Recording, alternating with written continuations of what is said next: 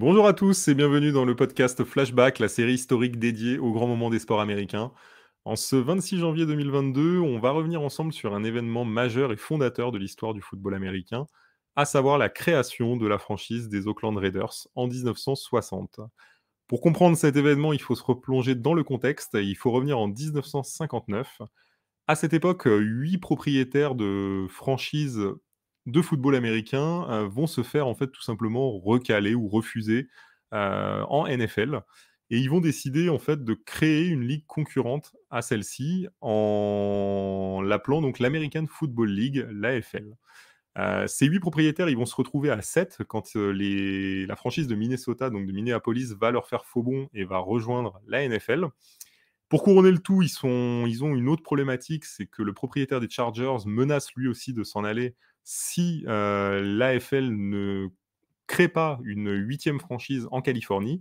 Il souhaite vraiment que la Californie ait un poids plus important sur l'AFL. Et c'est ce qui va conduire en fait les dirigeants de l'AFL à penser à créer une franchise de toutes pièces du côté d'Auckland.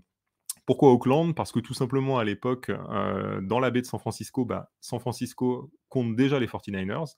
Donc les propriétaires se disent: «On va créer une franchise juste en face». Ce qui est en soi pas forcément une idée, à laquelle la ville d'Auckland avait pensé, puisque la ville n'a aucune infrastructure, n'a pas de stade, et en plus ne voit pas l'intérêt de venir concurrencer une franchise comme les 49ers, qui est déjà à l'époque une très grosse franchise. Mais malgré tout, l'AFL va pousser et va créer ce club qui, le 26 janvier 1960, rejoindra officiellement l'AFL comme la huitième franchise de ce championnat tout neuf qui vient de se créer. Donc la franchise va récupérer en fait les choix de draft qui étaient prévus pour Minneapolis, pour les Vikings, et donc va se construire comme ça. La construction va être très difficile, les débuts vont être un peu compliqués, il va falloir trouver un nom à cette équipe d'Auckland. Alors un concours va être organisé, ils vont retenir le nom d'Auckland Seniors, mais ça va vraiment pas faire l'unanimité, il va y avoir beaucoup de moqueries. Finalement, au bout d'une semaine, les dirigeants des futurs Raiders vont décider de changer le nom et vont adopter ce nom des Raiders avec le fameux logo du pirate que l'on connaît. Ils auront d'autres soucis aussi pour trouver un stade puisque l'Université de Californie refusera de leur prêter le Memorial Stadium.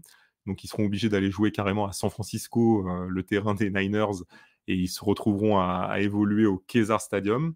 Et la franchise connaîtra aussi beaucoup de difficultés après sa première saison, puisqu'ils accuseront des pertes de 500 000 dollars.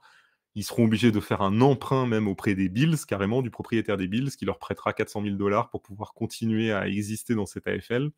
Et les débuts seront vraiment très compliqués. Finalement, le club connaîtra ensuite une période un peu mieux, puisqu'ils rejoindront la NFL donc, suite à la fusion des deux ligues.